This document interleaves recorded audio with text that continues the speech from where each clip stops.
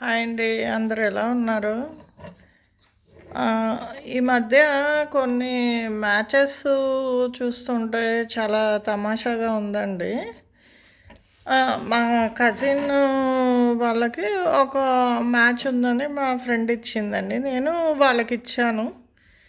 Okay. వాళ్ళు జాతకాలు అదంతా చూసుకున్నారు. ఓకే. అమ్మాయి మదరు అడుగుద్దండి.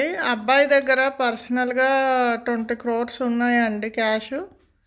అబ్బాయికేమో 30 ఇయర్సు. 20 క్రోర్స్ క్యాష్ ఎలా వస్తదండి అబ్బాయి దగ్గర? ఆ! అబ్బాయికి పేరెంట్స్ ఉండకూడదంట.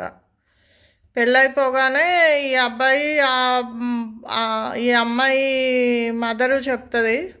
అబ్బాయి పేరెంట్స్‌ని పట్టించుకోకూడదంట. ఈ అమ్మాయి మాత్రము జాబ్ చేస్తుంది. వీళ్ళకి ఈఎంఐ పే చేయాలంట అమ్మాయి పేరెంట్స్కి. 1.5 ఎంతో పే చేయాలంట. లైఫ్ టైం ఈ అమ్మాయి జాబ్ చేసి అమ్మాయి పేరెంట్స్ని ఈ అమ్మాయి పోషించాలి. కానీ అబ్బాయి మాత్రము వాళ్ళ పేరెంట్స్ని పట్టించుకోకూడదు, చూడకూడదు.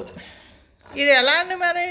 ఎందుకంటే అమ్మాయికి పెళ్లి చేయడము, పెళ్లి చేయకుండా అలా పెట్టేసుకుంటే అమ్మాయి ఉంటుంది, డబ్బులు ఉంటాయి కదా.